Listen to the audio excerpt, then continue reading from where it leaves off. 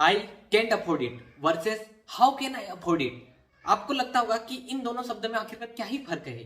दोनों में ही अफोर्डेबिलिटी है, वो कंसर्न का इशू है।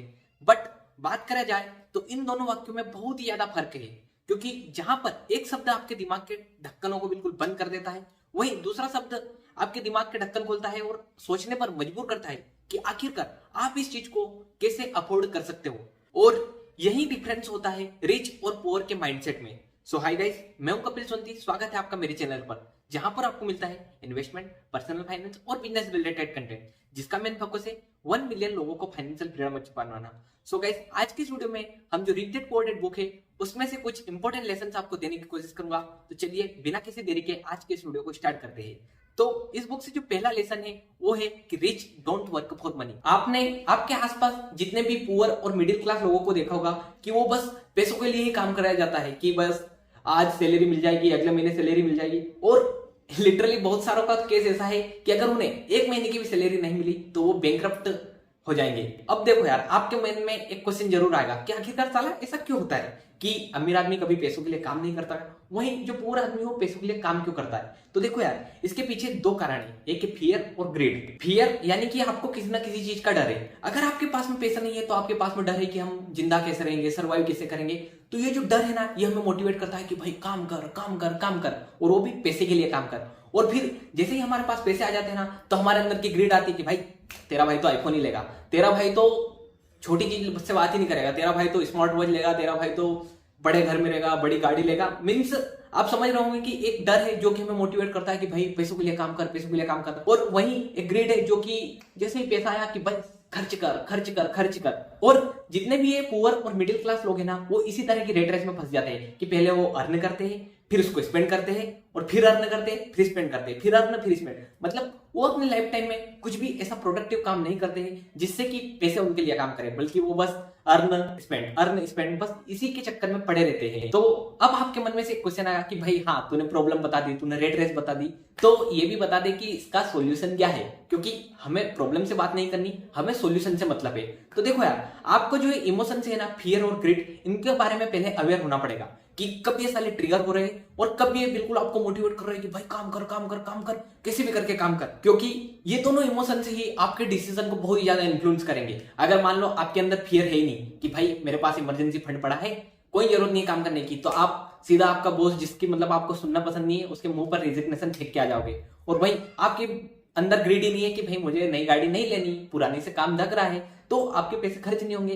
तो मतलब अगर आप इन इमोशंस से अवेयर हो गए तो कहीं ना कहीं आप अच्छा खासा मतलब कि जो पैसों के लिए काम कर रहे हो ना, वो करना बंद कर दोगे। अब देखो यार, मैंने कोई भी ऐसी नई चीज नहीं बताई जो कि आपको नहीं पता है। बस साला जो ये फियर है ना कि हमारे पास इन्हें पैसे नहीं है, और जो ग्रीड है कि भाई नई चीज से मतलब कि एक सोशल स्टेटस मिलेगा, ये जो है ना हमारा जो इंपल्सिव डिसीजन है ना, उसको बहुत ही ज्यादा चेंज कर देते हैं। मतलब हम डिसीजन लेना चाहते हैं कि इस महीने इतना खर्च नहीं करूंगा, बट साला फिर भी मतलब कि वो फियर और ग्रीड के चक्कर में आके हम कैसे ना कैसे करके वो इंपल्सिव बाइंग कर लेते हैं, या फिर वो बोलते हैं ना कि पार्टी में उड़ा दिए, इधर चले गए उधर चले गए, और ऐसे करके हम अंडरस्टैंड जहां जरूरत नहीं है ना वहां भी हम खर्चा करते ही रहते हैं। अब देखो यार, बहुत सारे लोगों को पता है कि उनके पास में इनफ पैसे हैं और उनके पास जो चीज है वो सबसे सेटिस्फाई है, बट फिर भी वो इस चीज को इग्नोर करते हैं और बस पैसे के लिए काम करते हैं और फिर कुछ खर्च करते हैं और बस कोल्लू के बिल की तरह बस घिसते रहते हैं घिसते रहते हैं घिसते रहते हैं। तो अब आपके मन में एक क्वेश्चन आएगा कि भाई देख, पता है हमको भी कि हम घिस रहे, तो ये बता कि इसका सॉल्यूशन क्या है। तो देखो,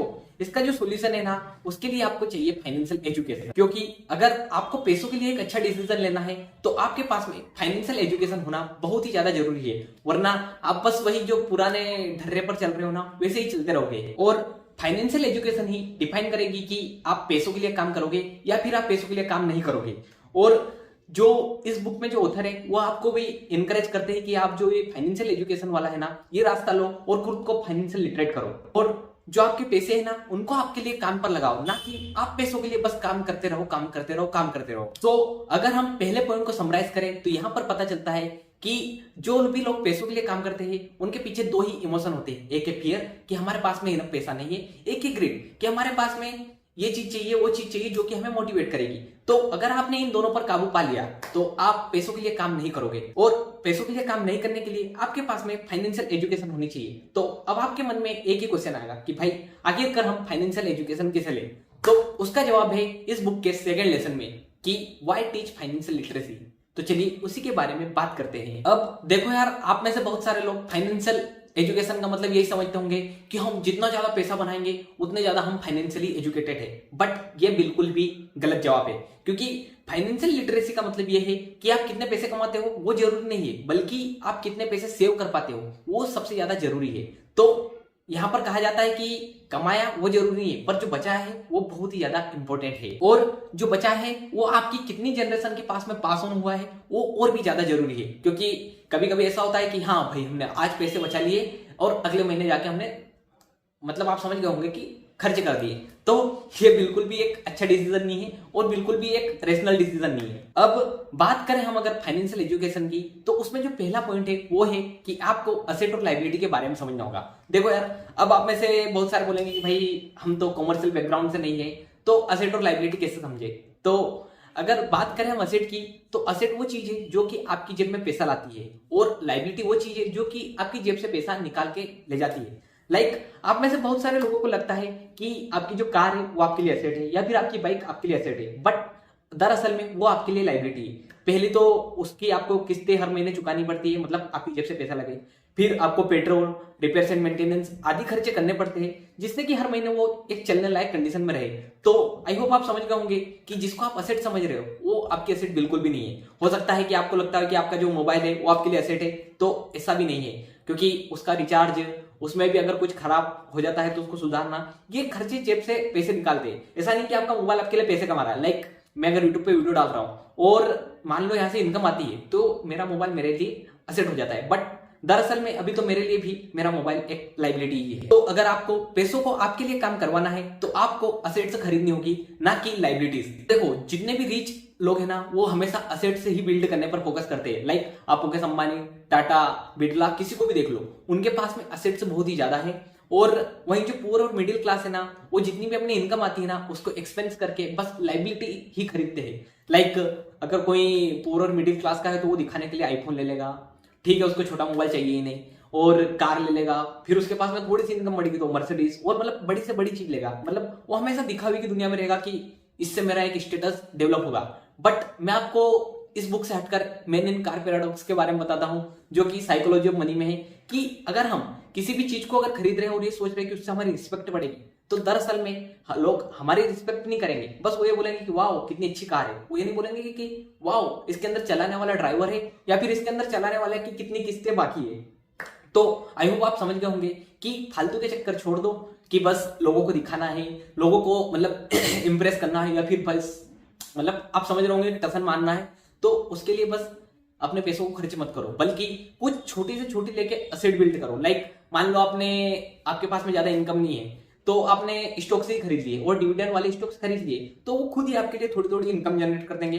प्लस वो अगर उनकी वैल्यू में इंप्रूवमेंट हो गया तो आप उनको बेच के भी अपने एसेट्स की वैल्यू को बढ़ा लोगे। इसके अलावा अगर आपने रियल एस्टेट खरीदने की औकात नहीं है, मतलब गलत मत समझना, तो आप REITs जो रियल एस्टेट इन्वेस्टमेंट ट्रस्ट है उनमें इन्वेस्ट कर सकते हो, और उनमें इन्वेस्ट करके आप रेंट और जो वगैरह आता है मेंटेनेंस वगैरह इनकम रियल एस्टेट प्रॉपर्टी से, वो आप आराम से कमा सकते हो, वो भी बहुत ही कम पैसों में।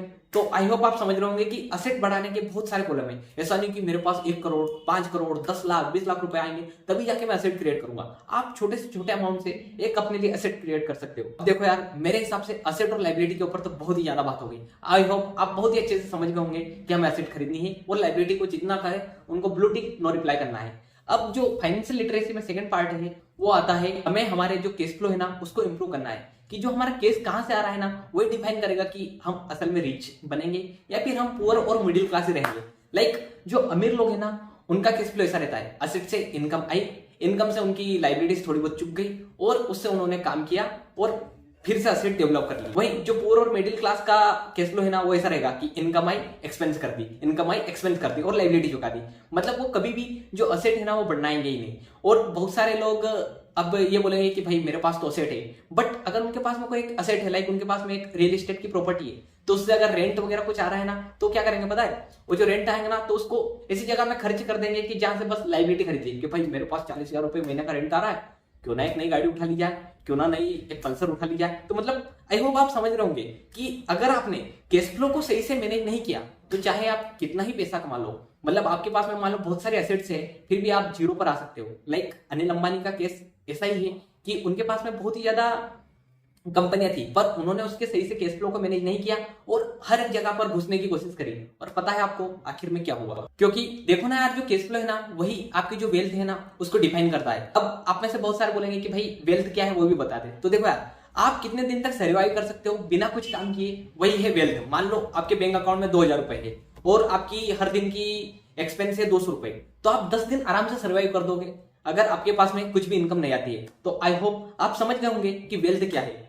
तो देखो यार, अगर आपको वेल्थ बिल्ड करनी है तो आपको जो आपका असेट है ना, असेट से आपको कैश फ्लो जनरेट करना पड़ेगा, और जो कैश फ्लो आएगा उससे वापस असेट खरीदनी पड़ेगी, उससे जो कैश फ्लो आएगा, और मतलब आपको कंटिन्यू इसी साइकिल में घूमना पड़ेगा, ना कि आपको रेट रेस लेना पड़ेगा कि असेट से थोड़ा बहुत पैसा आया, चलो उसको एक्सपेंड कर दो अपनी लग्जरी चीज में। तो जो रिच लोग है ना, वो जो लग्जरी चीजें है ना, वो बहुत बाद में बात करते हैं। लाइक आपने सुना होगा कि मुकेश अंबानी ने उनकी लड़की की शादी कुछ 700-800 करोड़ में करी। तो मुकेश अंबानी के पास में 7 लाख 8 लाख करोड़ रुपए की नेटवर्थ है। तो 700 रुपए मतलब कि समझ लो कि जिसके पास में 1000 रुपए है, उसकी जेब में 70 पैसे गिर रहे हैं, तो कुछ उसको फर्क पड़ रहा है? आई होप आप समझ रहे होंगे कि 1 रुपए से भी कम अगर गिर जाए जेब से तो किसी को कुछ फर्क नहीं पड़ेगा। तो वहीं जो पुअर और मिडिल क्लास है ना, वो बस लग्जरी चीजों के पीछे भागते हैं कि भाई तेरे भाई के पास में आईफोन, तेरे भाई के पास में कार। तो आपको इन चीजों को अवॉइड करना है। तो आपको यहाँ पर रिच लोगों की तरह सोचना होगा कि रिच लोगों की तरह ही आपको जो इनकम जनरेटिंग एसेट्स है ना, उनको एक्वायर करना है, ना कि मिडिल क्लास की तरह जो इमीडिएट ग्रेटिफिकेशन दे उन चीजों को खरीदना है। सो अगर हम इस पॉइंट को भी समराइज करें तो यहां से ये निकल के आता है कि हमें अगर फाइनेंशियली लिटरेट होना है तो हमें 2 चीजों पर फोकस करना है। पहला है कि हमें असेट और लायबिलिटी के बारे में समझना है, जो कि हमने बहुत ही अच्छे से समझा दिया है। और सेकंड है कि हमें हमारा कैश फ्लो किधर से आ रहा है और कैश फ्लो का कैसे कैसे यूज हो रहा है, उसके बारे में हमें समझना है। अगर हमने इन दोनों चीजों पर कंट्रोल कर लिया तो हम फाइनेंशियली लिटरेट है। हम ये मान सकते हैं कि हम फाइनेंशियली बहुत ही अच्छा करेंगे आगे जाकर। हो सकता है कि आप अभी धीरे शुरुआत करो, आपको बोर्डम भी आएगा, बट अगर आपने कंसिस्टेंटली थोड़ा थोड़ा करा तो पावर ऑफ कंपाउंडिंग की वजह से आप आगे जाकर बहुत ही ज्यादा अच्छा अचीव करोगे आपकी लाइफ में। अब आपके मन में एक क्वेश्चन आएगा कि साला अब अगर हमें असेट बनानी है तो कैसे बनाए? तो उसके लिए ऑथर का थर्ड लेसन है कि आपको जो असेट बनानी है उसके लिए आपको खुद का जो बिजनेस है ना, उसके ऊपर माइंड करना पड़ेगा, ना कि दूसरे के बिजनेस पर करना पड़ेगा। तो चलिए उसी को अच्छे से समझते हैं। सो गाइस, अगर आपको भी फाइनेंशियल सक्सेस अचीव करनी है अपनी लाइफ में तो आपको आपके असेट कॉलम पर फोकस करना पड़ेगा, ना कि आपको आपके इनकम पर फोकस करना पड़ेगा। क्योंकि अगर आप आपके असेट कॉलम पर फोकस करोगे तो आप उससे बहुत सारी इनकम जनरेटिंग स्ट्रीम्स खड़ी कर दोगे। वहीं अगर आप मान लो कि अभी भी आप सोचते हो कि भाई इससे अच्छा तो मैं मेरी जॉब पर ठीक हूं, कि कहाँ इतनी माथापच्ची करनी, तो अगर आप आपकी इनकम पर ही फोकस करोगे तो आपको पता है कि कभी भी आपका ले ऑफ हो सकता है और आपका एम्प्लॉय बोल सकता है कि भाई चैट जीपीटी आ गया, ये आ गया, वो आ गया, उसकी वजह से मैं तेरे को निकाल रहा हूं। और मान लो कि हाँ, आपका कभी भी ले ऑफ नहीं होता है और आप बिल्कुल 60-62 साल तक बहुत अच्छे से काम करते हो, तो जब भी आप रिटायरमेंट पर आओगे तो तब आपके पास में बहुत ही कम फंड होगा और आपके पास में बहुत ही कम असेट्स होगी, तो जिससे कि आप बहुत ही ज्यादा वल्नरेबल हो जाओगे कि कभी भी आप फाइनेंशियली ट्रबल में आ जाओगे। और अगर मान लो आपका कुछ भी मेडिकल एक्सपेंसेस ज्यादा हुआ तो आपकी लाइफ बिल्कुल बर्बाद हो जाएगी। सो जितना जल्दी हो सके अपने एसेट कॉलम पर फोकस करो, ना कि अपना जो लाइबिलिटी कॉलम है या फिर इनकम कॉलम है उस पर फोकस करो कि हाँ भाई अभी इस कंपनी से स्विच उस कंपनी में कर देता हूं तो इससे मेरी इनकम इंक्रीज हो जाएगी। तो कभी भी हमें इनकम इंक्रीज नहीं करनी है, हमें हमारी जो असेट है ना उनको क्रिएट करते बंद नहीं रहना है। क्योंकि अगर आपको भी फाइनेंशियली स्टेबल बनना है तो आपको जो असेट्स है ना उनका रोल समझना होगा। अब आप में से एक क्वेश्चन जरूर आएगा कि भाई मेरे पास बहुत ही कम इनकम है तो आखिरकार मैं असेट्स कैसे एक्वायर कर सकता हूं? तो देखो यार, अगर आपके पास में इनकम कम है तो आपके जो आपकी एक्सपेंसेस है ना उनको कम से कम करना होगा। मान लो कि आपकी इनकम है 20,000 रुपए महीने, पर अभी आप एक्सपेंस कर रहे हो 10,000 रुपए, 12,000, 15,000 रुपए महीने, तो आपको कैसे भी करके आपकी जो इनकम है ना उसको कम करने पर फोकस करना पड़ेगा। देखो यार, मैंने बहुत पहले एक हाउ टू सेव मनी पर वीडियो बनाया था, मैं उसके लिंक डाल दूंगा, जो कि आई होप बहुत मदद करेगा, क्योंकि उस पर 3500-3700 व्यूज है, जो कि मेरे चैनल के हाईएस्ट में से है। तो आप उसे भी एक बार चेक कर लेना, जिससे आपको आपकी जो एक्सपेंसेस है उनको आप लो कर सकते हो। बट मैं आपको अगर एक ट्रिक दूं तो आप जो आपकी रेंट और अकोमोडेशन है ना, ये 2 बहुत बड़े खर्चे होते हैं, इसके बाद में ग्रोसरी आता है। तो अगर आप इन तीनों खर्चों पर कैसे ना कैसे करके काबू पा लेते हो तो आप आराम से आपकी जो एक्सपेंसेस है उनको लो कर सकते हो। लाइक आप एक लग्जरी फ्लैट में रहने की जगह पर एक रूम किचन में रह सकते हो, क्योंकि अगर आप अकेले हो तो मेरे हिसाब से कोई सेंस ही नहीं बनता कि आप एक 1 BHK में रह रहे हो, 2 BHK में रह रहे हो। आई होप आप समझ रहे होंगे कि आप कैसे एक्सपेंस को मैनेज कर सकते हो, और जितनी ज्यादा आप आपके एक्सपेंस को लो करोगे और लाइबिलिटीज को कम से कम खरीदने पे फोकस करोगे तो आप आपके एसेट कॉलम पर फोकस कर सकते हो। अब देखो यार, आप में से बहुत सारा क्वेश्चन आएगा कि हम कैसे एसेट्स खरीदे। तो देखो बहुत सारी एसेट्स है, लाइक स्टॉक्स है, बॉन्ड्स है, डिबेंचर्स है, रियल एस्टेट है, म्यूचुअल फंड है। बट अगर बात करें आपके पास में कम इनकम है तो मैं आपको म्यूचुअल फंड, और म्यूचुअल फंड में भी मैं आपको इंडेक्स फंड ही सजेस्ट करूंगा कि आप जो इंडेक्स फंड होते हैं ना उनको बाय कर लीजिए। अब आपको इंडेक्स फंड के बारे में समझना है तो उसके ऊपर भी डोंट वरी, मैंने एक वीडियो बना दिया। म्यूचुअल फंड समझना है उसके ऊपर भी डोंट वरी, मैंने एक वीडियो बना दिया है जिसको आप चैनल में जाके चेक कर सकते हो। आपने एक वाक्य सुना होगा कि money is a good servant but a bad master. तो अगर आप आपके पैसों को काम पर लगाओगे तो आपके लिए बहुत ही ज्यादा पैसे जनरेट करेंगे। लाइक आपने 100 रुपए लिए, 100 रुपए से कोई एक अच्छा शेयर खरीदा, मान लो वो 1 रुपए का डिविडेंड हर साल दे रहा है, तो अब जो 1 रुपया भी आ रहा है ना उसको अगर आप वापस लगा दोगे तो मतलब जो उसके पैसे थे, पैसे के जो बच्चे हुए, बच्चों को भी आपने पैसे लगा दिया तो वापस बच्चे के बच्चे भी मतलब ला रहे। आई होप आप समझ रहे होंगे कि मेरा कंसेप्ट कहां पर जा रहा है। और देखो यार, यहाँ पर एक चीज जो मैंने आपको पहले बताई थी वो वापस आएगी कि आपके पास में थोड़ा सा ही कॉर्पस ज्यादा होगा। लाइक मान लो आपके पास में 25-30 लाख 1 करोड़ हो गए तो फिर आप एक लग्जरी चीज की सोचोगे कि भाई बहुत सेक्रीफाइस कर लिया है भाई ने लाइफ में, अब तो एक लग्जरी चीज लेनी बनती है। तो अगर आपने यहाँ पर आपके माइंड पर कंट्रोल कर लिया और लग्जरी चीजों को अवॉइड कर दिया कि ठीक है यार एक 20,000 का मोबाइल चला रहा हूँ वही ठीक है, ना कि आईफोन लेना जरूरी है, या फिर एक 20 लाख की कार चला रहा हूँ वही सही है, ना कि 1 करोड़ की कार लेनी है। तो आई होप आप जो अगर आपकी लग्जरी पर कंट्रोल कर लोगे तो जो आपकी असेट्स कॉलम इंक्रीज हो रही है वो धीरे धीरे और भी ज्यादा इंक्रीज होगी और आप आराम से फाइनेंशियल फ्रीडम अचीव कर लोगे। इसके अलावा हो सकता है कि आपके माइंड में एक बिजनेस आइडिया हो कि जिसपे आप काम करो, तो जरूरी नहीं कि आप आपकी जॉब छोड़ दो, आप आपकी जॉब के साथ में आपका जो बिजनेस आइडिया है ना उसको कंटिन्यू करो। कि लाइक मान लो कि मैं जैसे कि सीए कर रहा हूँ तो मैं टैक्स वगैरह की कंसल्टेंसी दे सकता हूँ, तो मान लो आप जॉब कर रहे हो वहां पे भी टैक्स कंसल्टेंसी दे रहे हो, उसके बाद में थोड़ा थोड़ा ओपन टाइम निकाल कर खुद की टैक्स कंसल्टेंसी चालू कर दो। और जैसे ही आपका बिजनेस अगर स्टेबल हो गया तो उसके बाद में क्या ही कहना, खुद के बिजनेस पर लग जाओ और जॉब को कहो बाय बाय। आई होप मतलब मेरा कहने का मतलब आप समझ रहे होंगे। तो अगर हम समराइज करें माइंड योर ओन बिजनेस को तो हमें जो असेट कॉलम है ना उस पर फोकस करना है कि उसको कैसे इंक्रीज करना है, और लग्जरी चीजों को तो बिल्कुल ना कहना है, ब्लू टिक नो रिप्लाई। और जो एक्सपेंसेस है उनको कम से कम रखना है, लाइबिलिटीज खरीदने से बिल्कुल दूर रहना है। तो आप आराम से जो आपका बिजनेस है ना उस पर माइंड करोगे और आप आराम से जो फाइनेंशियल फ्रीडम है ना वो अचीव कर लोगे। आपको पता है हमारे देश में सबसे रिचेस्ट आदमी कौन है? तो आपका जवाब आएगा कि मुकेश अंबानी, गौतम अडानी। पर क्या आपको पता है कि सबसे ज्यादा टैक्स कौन पे करता है? Can you guess it? तो वो लोग हैं अक्षय कुमार और शाहरुख खान। अब आप में से बहुत सारे बोलेंगे कि यार सबसे अमीर आदमी तो मुकेश अंबानी है, फिर शाहरुख खान और अक्षय कुमार क्यों ज्यादा टैक्स पे करते हैं? तो देखो जो रिच लोग होते हैं ना वो कॉर्पोरेशन वगैरह की सहायता लेते हैं जिससे कि वो अच्छा खासा टैक्स ब्रैकेट ले लेते हैं। और देखो यार जब आप किसी भी कॉर्पोरेशन वगैरह में आपके पैसे सारे के सारे रखते हो तो पहले क्या होता है कि जो आपकी इनकम आती है उसमें से सारी की सारी एक्सपेंसेस जाती है और जो नेट प्रॉफिट बचता है उसके ऊपर टैक्स लगता है। वहीं मान लो आप उस कॉर्पोरेशन से सैलरी ले रहे हो तो जो आपकी सैलरी आती है ना, मान लो आपको 7 लाख रुपए साल का है तो जस्ट जैसे ही 7 लाख आपके हाथ में आए 7 लाख पर टैक्स लग जाएगा। घंटा गवर्नमेंट यूँ नहीं बोलेगी कि भाई मेरे को तो बिजली का बिल भरना है, इसका बिल भरना है, उसका बिल भरना है, तो पहले वहां पर भर दो। तो गवर्नमेंट यहाँ पर कुछ भी डिडक्शन नहीं देगी, मतलब ज्यादा डिडक्शन नहीं देगी, कोई डिडक्शन जरूर है बट बिजनेसमैन को बहुत ही ज्यादा डिडक्शन और छूट दी जाती है। और इसके अलावा जो कॉर्पोरेशन वगैरह है ना उसके और भी बेनिफिट है। लाइक अगर आपकी लिमिटेड लाइबिलिटी कंपनी है तो मान लो आपके ऊपर किसी ने केस कर दिया, तो अगर आपकी लाइबिलिटी आ रही 1,000 रुपए और आपकी कंपनी की वैल्यू 100 रुपए है तो बस जो कंपनी है ना वो बैंकरप्ट हो जाएगी और कंपनी से जो 100 रुपए है ना वो चुक जाएंगे, बाकी के जो 900 रुपए है ना वो बिल्कुल 0/सन्नाटा हो जाएंगे। ऐसा नहीं होगा कि आपकी जो पर्सनल असेट है उनको बेच दी जाएगी या फिर आपको धमकाया जाएगा कि भाई मेरी असेट निकाल, मेरे पैसे निकाल, ऐसा कुछ भी नहीं होगा। बस जो कंपनी है ना उसकी असेट नीलाम हो जाएगी और खत्म हो जाएगी। और आपने भी देखा होगा कि बहुत सारी जो अमेजोन है, फ्लिपकार्ट है, बड़ी बड़ी कंपनियां हैं जो बिलियंस ऑफ डॉलर्स का प्रॉफिट जनरेट करती है बट फिर भी टैक्स के नाम पे 0 पे करती है क्योंकि उनके पास में बहुत सारे डिडक्शंस और ऑप्शंस अवेलेबल है। और कॉर्पोरेशन में ऐसा भी है कि आपको बहुत ही चीजों का बेनिफिट मिल जाएगा। आप अगर डायरेक्टर हो कंपनी के तो आप कंपनी के पैसों पर ही पूरी जिंदगी आराम से काट लोगे और जो सैलरी आएगी वो अलग ही बच जाएगी। सो आई होप आप समझ रहे होंगे कि जो कॉर्पोरेशन वगैरह है ना उनकी पावर बहुत ही ज्यादा है अगर आप इनको अच्छे से समझोगे तो।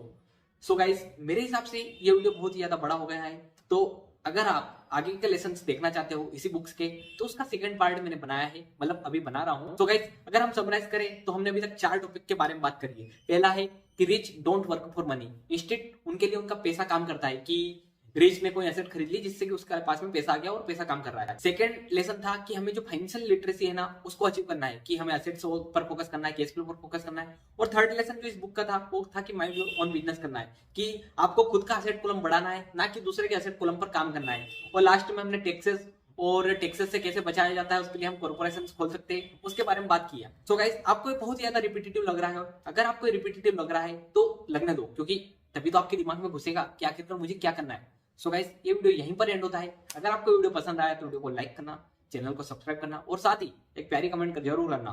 और आप नेक्स्ट भी किसी बुक की समरी सजेस्ट कर सकते हो कि मैं उसको ऐसे किस तरीके से एक्सप्लेन करूं, वरना मैं साइकोलॉजी ऑफ मनी मैंने पढ़ ली है वापिस, तो उसको मैं एक्सप्लेन जरूर करूंगा। So guys bye bye.